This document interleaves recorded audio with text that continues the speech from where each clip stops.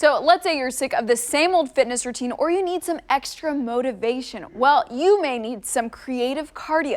Fitness expert Christina Larson is the mind behind the workout. Well, we've got cones, we've got towels. You've brought Brian in to actually help us demo some of this. But first up, what is creative cardio? Okay, so creative cardio is an opportunity for somebody to take about 20 to 30 minutes of their time to relax and breathe in, breathe out deeply so they can start their day right, burn some calories, and then obviously work some muscle imbalances so that they don't end up just being quad heavy, and then also don't get burnt out. So if we go in and we're just running for years and years and years, over time, what I've noticed is my clients just stop doing cardio because they don't want to just run, or their knees hurt, or their back hurts because of these muscle imbalances.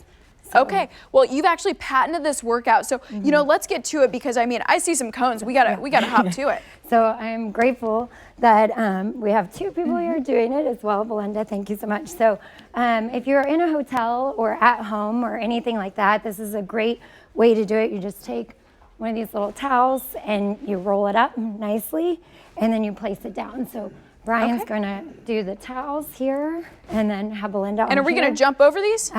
What we're going to do is just kind of step up over so you get into the hip instead of just that forward plane of motion, which we do all day. Okay, and why do you like working the hip? So a lot of stress and tension sits in the hip. So if we round out the hips and start our day that way, that's the optimal time to do it. Sometimes it's good to do it in the afternoon as well, because you kind of break up the day and the monotony of stress and tension and just increase that blood flow, kind of like I was going to say, the circulation is real right now. Yeah, and then another easy thing we can do is just drop one of these and drop one of these. Okay.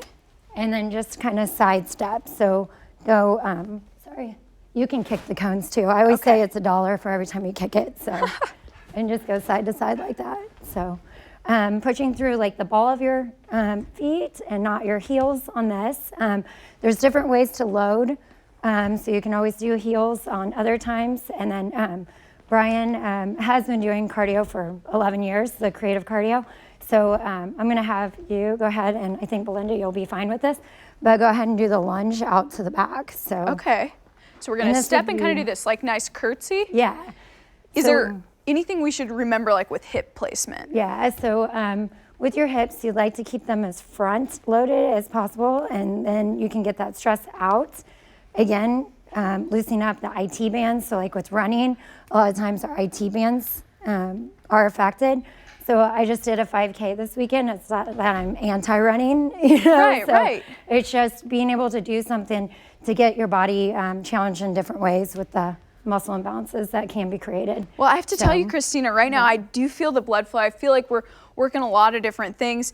You've also brought a step. Is there something Brian can show us? Okay, so these you can just get at the store, anywhere from Dick's, Shields, it's online, any of those places. So all he's going to do is kind of step up here. We got beginner, moderate, advanced. So all day long, we do use our knees, and if we're not kind of getting that blood flowing, I feel like, and this is my personal professional opinion, if we're sitting improper and we've already trained our nervous system to do it wrong, then all day long we're sitting down improper. So this is a way to kind of warm up those areas, and also again stepping out so you're getting that blood flow, and then he's driving through his heel, which is going to activate the hamstring and glute. Brian, I think you need a high five at the moment. He just did a bunch of these step ups. And one more thing I wanted to touch on. You mentioned something about getting quad heavy, and is that because a lot of our motion is forward, and sort of how does this workout help with that? Yeah, so most people, if we're running, biking, pretty much our stereotypical cardios, people are just all quad heavy, and then you throw into our lifestyle. So